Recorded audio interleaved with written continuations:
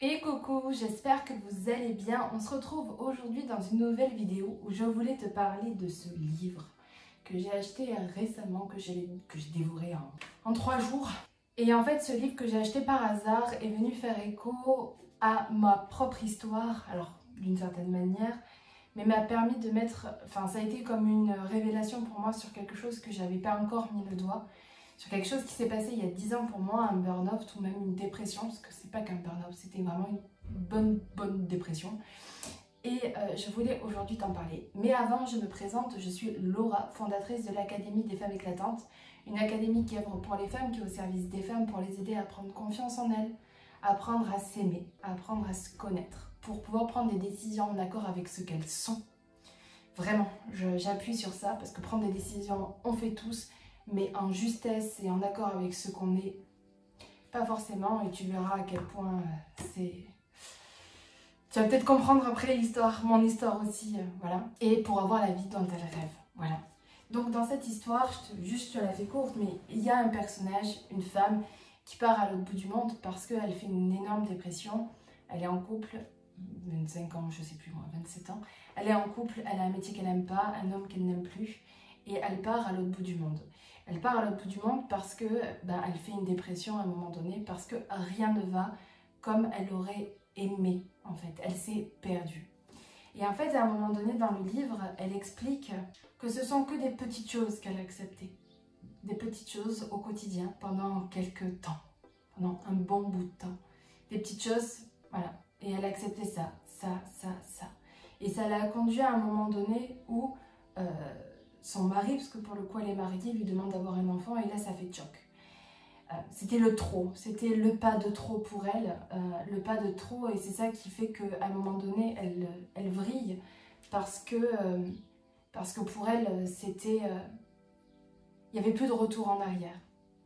Et ce qui est venu moi me toucher, c'est cette notion de petites choses qu'on accepte, et qui nous éloignent de plus en plus de nous-mêmes. Et à un moment donné, elle dit, mais comment faire pour revenir en arrière quand on a accepté autant de choses? Quand on a dit oui, et qu'au final, tout est non. Et c'est ça qui, moi, est venu vraiment me montrer, c'est que, en fait, je ne l'avais pas vu encore vraiment comme ça, je me suis vue vraiment en perdition, mais j'avais pas vu toutes ces choses que j'avais acceptées, que j'avais dit oui en fait, et que c'est venu aussi me donner une légitimité et une reconnaissance dans le fait que c'est dur en fait de revenir quand on a dit oui. C'est dur de revenir sur ce qu'on sait, sur nos engagements, sur nos décisions, sur nos choix, quand ça vient pas de nous-mêmes en fait. Ça vient, on le fait pour l'autre, on le fait parce qu'on se sent prise dans un chemin, mais c'est pas véritablement le nôtre quoi. Et on le fait parce que peut-être on aime la personne avec qui on vit, et puis au fur et à mesure, en fait, on se rend compte que non, ça va pas. Et ce qui se passe, et c'est là où j'ai aussi mis une autre prise de conscience, c'est que, en fait, à un moment donné, ça va tellement loin, et je pense que c'est ça qui diffère l'épuisement, la fatigue, l'irritabilité de vraiment la dépression, parce que la dépression, en fait, on tombe tellement bas en nous, en fait, dans le sens où à force de dire oui alors que c'est non, eh bien c'est comme si le fil qui reliait, qui nous reliait à notre âme n'était plus là en fait. Et ce fil-là, quand on perd ce fil-là, je crois que c'est le vide. C'est un vide qu'on ne côtoie pas souvent, qu'on ne côtoie quasiment jamais dans notre vie en fait, ce vide-là. Et que seules les personnes qui connaissent ça peuvent comprendre à quel point c'est dur. C'est réellement dur de se perdre. Et quand on... Et là, en fait, elle raconte dans son histoire, ici, dans un des personnages, parce que c'est les femmes du bout du monde, donc il y en a une en particulier, du coup, celle que je vous raconte, qui explique du coup qu'à un moment donné, tellement qu'elle a dit oui plusieurs fois, qu'elle s'est perdue, qu'elle avait de la haine pour elle, mais aussi de la haine pour les autres. Et ça, c'était quelque chose que j'avais pas compris. Je comprenais pas pourquoi j'avais aussi de la colère. Et de la colère, pourquoi? Et quand elle le raconte, parce que c'est au travers d'un roman, c'est très imagé, et puis moi je me suis vraiment laissée prendre dans ce récit.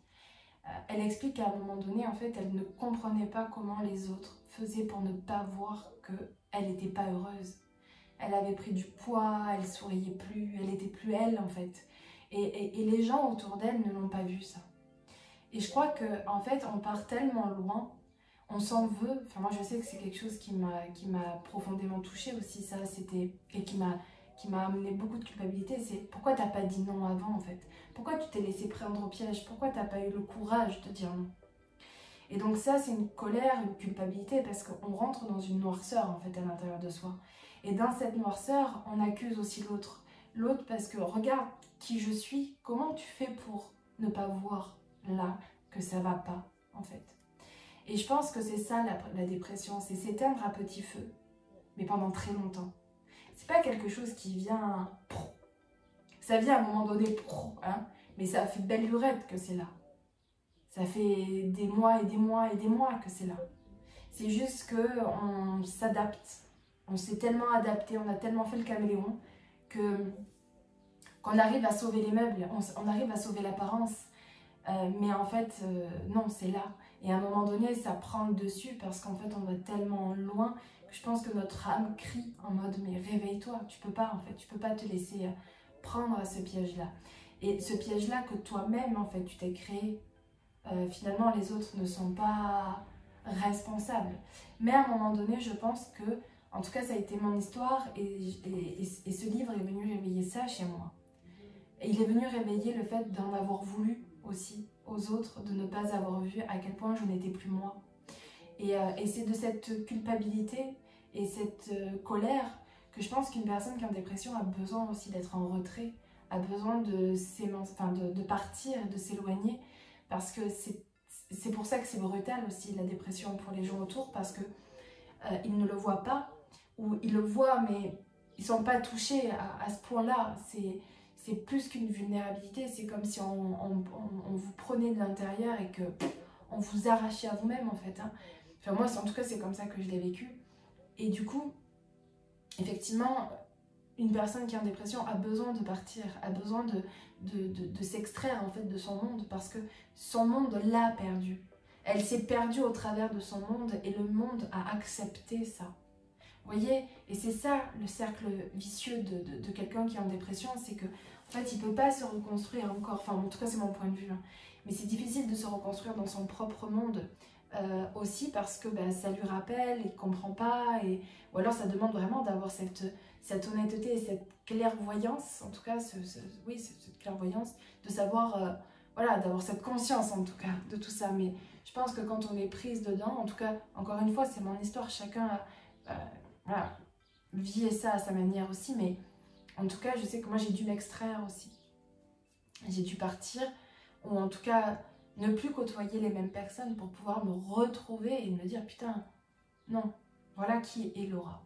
Et en fait, ce livre, je suis un peu émue parce que je me suis rendu compte que ça fait 10 ans, mais ça fait 10 ans et en fait, il y a encore quelque chose à l'intérieur de moi. Je pense que voilà, c'est pas une fatigue que juste tu recolles et tu te reposes et c'est fini.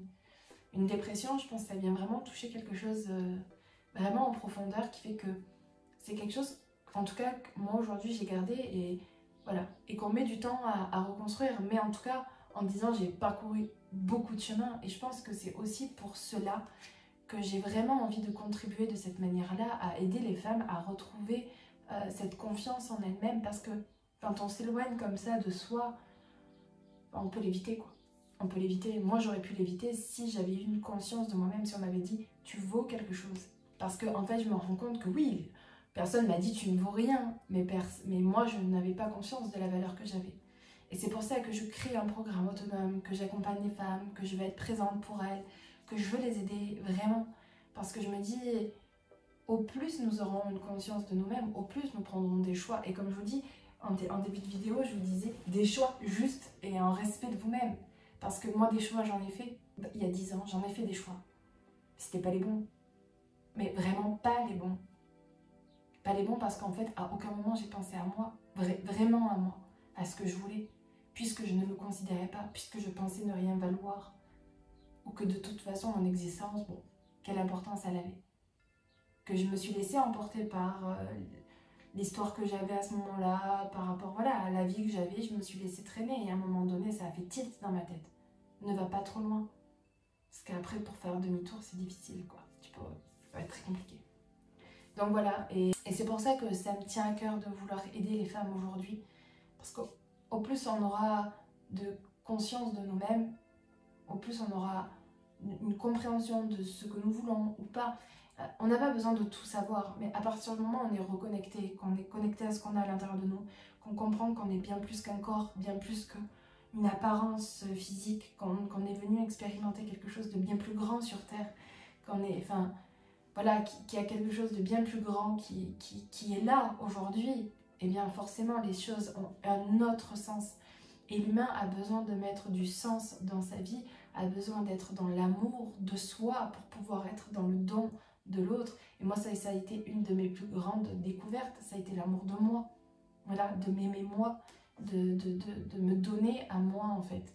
Parce qu'au plus, vous voyez, aussi quelque chose qui est important, c'est qu'au plus je m'aime, au plus je suis capable de donner. Et dans l'expérience que j'ai vécue il y a 10 ans, j'avais tellement pas d'amour pour moi-même que je devais être exécrable comme personne. Dure, fermée, rigide, enfin, vous voyez, quelqu'un qui n'était pas ouverte ou quelqu'un qui, voilà, parce que c'était trop, c'était bien trop, sentiment d'étouffer, sentiment de, vous voyez, que là, aujourd'hui, à partir du moment où je sais m'aimer, je sais me respecter, je sais où sont mes limites, et j'apprends, je suis encore en chemin, on sera en chemin toute une vie, mais à partir du moment où je sais où sont que j'ai confiance en fait en moi, que je sais que je peux me reposer sur moi, eh bien, il y a tout qui change. J'ai confiance en moi. Voilà, je sais que je peux me perdre, mais je sais que je reviendrai toujours. Parce que j'ai une conscience de moi. Et que oui, on peut faire des vagues, mais on peut revenir. La dépression, c'est pas une vague, hein, c'est un truc qui part là-bas et tu sais même plus que t'es là-bas en fait. Voilà. Et ça, je le revivrai plus. Je le sais. Voilà. Bon, en tout cas, j'espère que cette vidéo aura pu t'inspirer peut-être quelque chose. Je te remontre. Voilà. Bon, ça ne parle pas que de dépression, ça parle d'autres choses. Voilà, c'est un roman. Enfin, moi, j'ai adoré ce roman, au cas où, si tu as envie de te le procurer. Voilà. C'est pas du tout. Je fais trop l'influenceuse. Bref, allez. Sur ces. Parlons. Bon, voilà, on a parlé de dépression, mais en tout cas, je t'envoie plein d'amour, plein de bonnes énergies. Dis-toi que la vie n'est pas simplement ces petits instants-là. C'est un grand tout. Tu es venu expérimenter quelque chose de formidable sur Terre. Et donc, je t'invite à l'expérimenter, à venir te connaître, te comprendre et venir expérimenter aussi l'amour de toi. Parce qu'en fait, la plus belle histoire que tu as, c'est avec toi-même.